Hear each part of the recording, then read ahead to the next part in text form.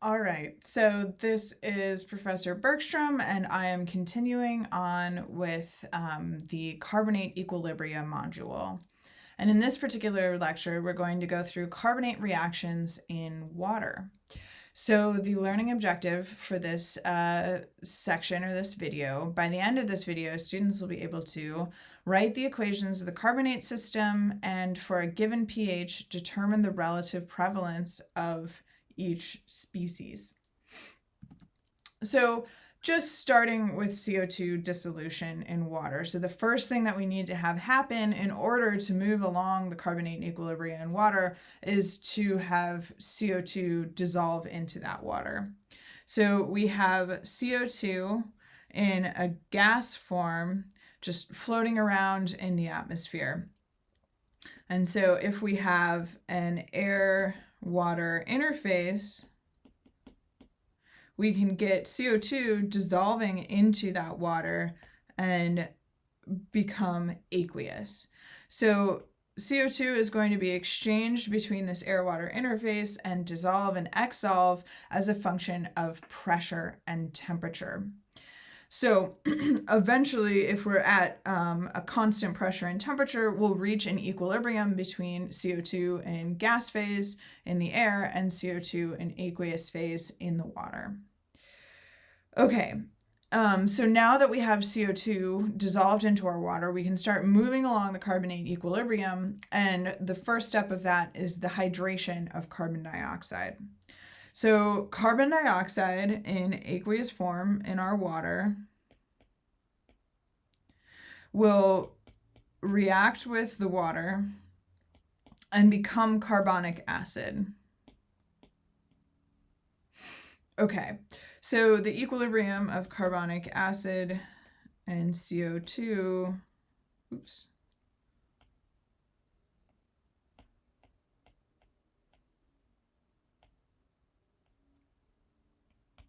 is 10 to the negative 2.8. So this, just to note, once again, because CO2 dissolving into water is a function of pressure, this equilibrium constant is really a function of partial pressure rather than activity, because it's the rate at which CO2 is dissolving into our fluid. Okay, the other thing that I want to note here is that at low pH, pH is lower than about 8, it's relatively slow to attain equilibrium. However, in other systems, so that at low pH is in natural system without any helping along. But in biological systems, the hydration of CO2 can be catalyzed by an enzyme.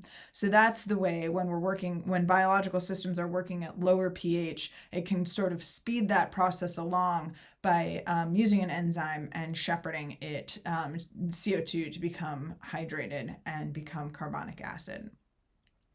Okay, so the other thing I want to note is that carbonic acid is not very prevalent in and of itself in any system. It's a weak acid. It quickly dissociates, which we'll talk about next. But we frequently refer to, when we're thinking about our dissolved inorganic carbon species, is we think of aqueous CO2 and carbonic acid as one unit. So it's frequently denoted as H2CO3 star. And that is really the combination of both true carbonic acid and aqueous CO2. So that's a good thing to keep in mind, is that frequently our CO2 is in aqueous form and there is not much actual carbonic acid. It quickly moves along, but we frequently think of one of our forms of dissolved inorganic carbon as that carbonic acid, the combination of carbonic acid and CO2.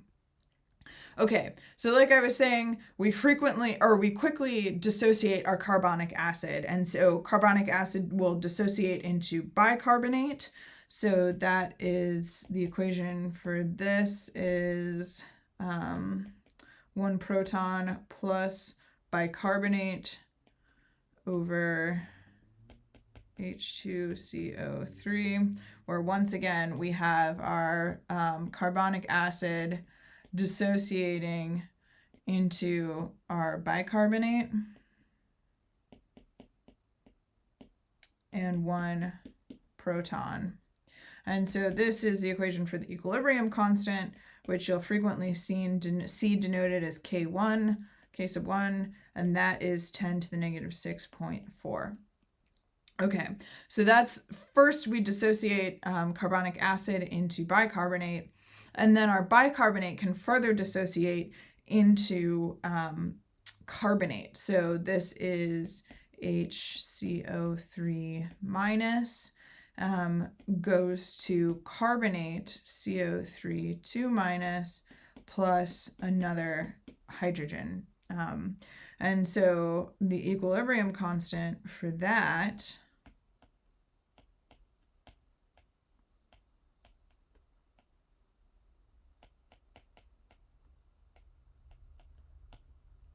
which you'll see denoted as K2 is 10 to the negative 10.3. Okay, so this is what happens cascading down the carbonate equilibrium, going from carbonic acid to bicarbonate and bicarbonate to carbonate. So there is a case when we're working at higher pHs where we just skip the carbonic acid step. So CO2, because if we're working in basic conditions, there's way more OH floating around, we can have this aqueous CO2 interact directly with the OH. So that's written out in equation form. CO2 plus OH minus is just going to go straight to bicarbonate.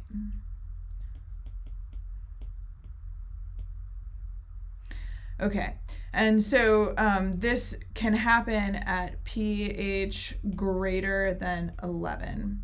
So as soon as we have enough OH, we can skip the step going from CO2 to carbonic acid. Okay, so now what I want to talk about is we've alluded to all of this happening along the range of pH, and we can look at a classic figure showing the relative prevalence of each of these dissolved inorganic carbon species along the pH scale. So we have pH on the x-axis, and we have our fraction of DIC on the y-axis. So this is assuming that each of these three species makes up 100% of our DIC in this particular system. So once again, over here we have aqueous CO2 plus carbonic acid. So this we can denote also as H2CO3 star. That's another way you'll see it written. So at low pH, we have the dominant DIC species is this carbonic acid. And then as we increase our pH, we are likely to to move more into the bicarbonate species. So when we're in circumneutral pHs, bicarbonate species is by far the dominant form of DIC in our system. And then as we move along and go into basic conditions, even more likely to pluck off those hydrogen ions to try and neutralize this, and we end up with a carbonate as the dominant DIC species. So the relative prevalence of each of these three DIC species is going to change as we move through the pH scale. Okay, so what I want to point out here is this figure is assuming fixed total carbon. So all the carbon that we have in this system is going to be at a constant rate. So this is what we call a closed system. We can't dissolve any more CO2 into the water and increase our total carbon concentration, and we can't, for example, make calcium carbonate and remove carbon in that way. So we have a fixed total carbon. But this isn't true in a lot of cases. There's a lot of times where we have open systems where we can increase or decrease the amount of carbon we have in our system. So this figure can change when we start assuming that there's no limit to our available carbon. So once again, we have pH on the x-axis and we have our concentration of carbon on the y-axis. And we're working at about 350 ppm of carbon dioxide. So that used to be the environmental concentration of CO2 in our atmosphere. We know it's now higher than that, but you'll see a lot of these figures at 350. So once again, if you'll remember from the beginning of the lecture, the amount of CO2 we have dissolving into our liquid is a function of that partial pressure. So we're going to dissolve our CO2 into our liquid, and that's going to be part of this carbonic acid asterisk. And so we have this consistent amount of that DIC species because CO2 is going to keep dissolving into our liquid because it needs to maintain equilibrium with the gaseous CO2 in the overlying air.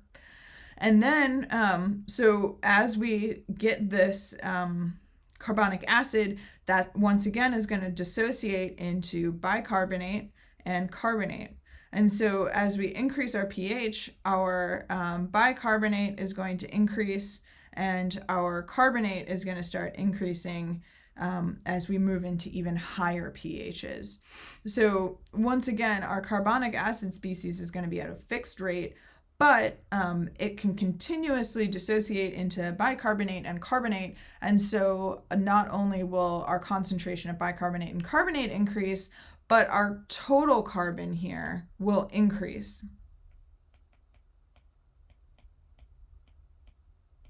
And it will continue to increase until we can remove some carbon from the system, for example, becoming calcium carbonate.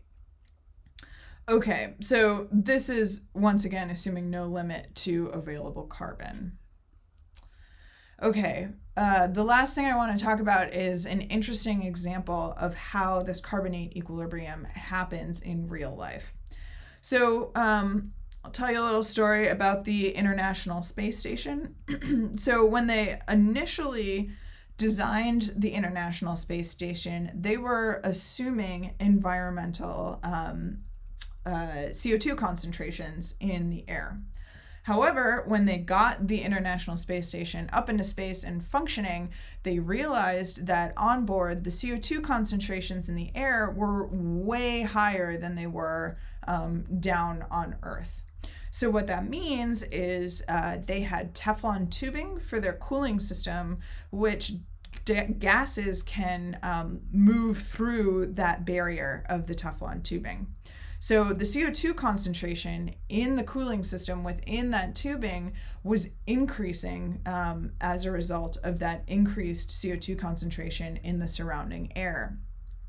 And then when you got the CO2 dissolved into your coolant, what happened is, once again, that moved along the carbonate equilibrium, that became bicarbonate and released protons, which caused a decrease in the pH of that cooling fluid. So the pH decreased from about 9.3, I think, down to about 8.4. So that decrease in the pH caused corrosion of the nickel hardware within the cooling system and caused a big problem.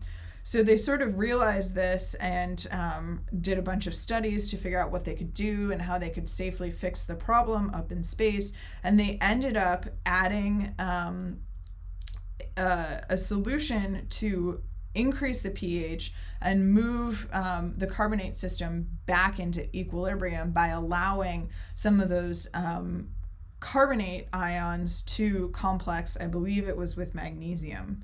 So this is a really interesting, perfect example of what happens as you change your CO2 concentration and how that results in changes to your carbonate equilibria in the fluid.